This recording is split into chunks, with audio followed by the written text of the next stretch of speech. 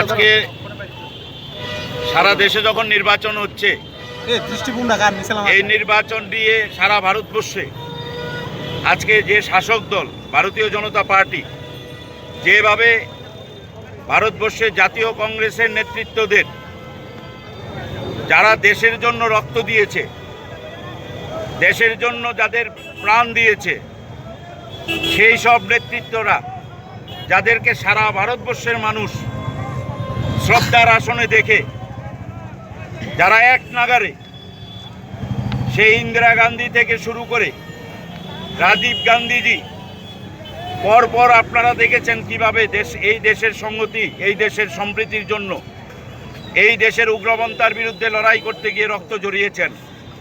সারা দেশের মানুষ যেখানে সম্মান করছে, শ্রদ্ধার আসনে দেখছে, সেই রাজীব গান্ধীজির বিরুদ্ধে, আমাদের প্রয়াত প্রধানমন্ত্রী রাজীব গান্ধীজির বিরুদ্ধে যে ধরনের কুৎসা, একজন ভারতবর্ষের প্রধানমন্ত্রী হয়ে ন্যূনতম সৌজন্যতা যার কাছ থেকে পায়নি, আজকে সারা দেশের মানুষ খুবই ফুঁসছে যে এই দেশের জন্য প্রাণ দিয়েছে, রক্ত দিয়েছে। এত বড় ত্যাগ ভূভারতে আর স্বাধীনতার পর কাউকে আমরা দেখিনি।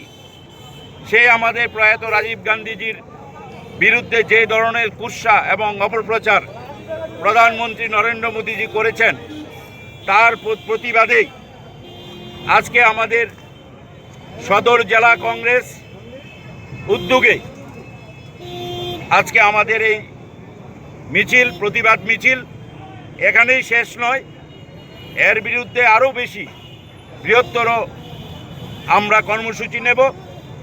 আমাদের এখানে সমস্ত নেতৃত্বরা উপস্থিত আছেন। এই সদর জেলার সভাপতি নারায়ণ দত্ত আছেন, প্রদেশের সমস্ত কার্যকর্তারা আছেন, কাউন্সিলররা আছেন, এবং এই র্যালি আজকে শহরের বিভিন্ন পথ পরিক্রমা করে প্রধানমন্ত্রী নরেন্দ্র মোদীজির পুষ্পতলিকা দাহ করা হবে এই পুষ্টা বিশ্বমণিতে।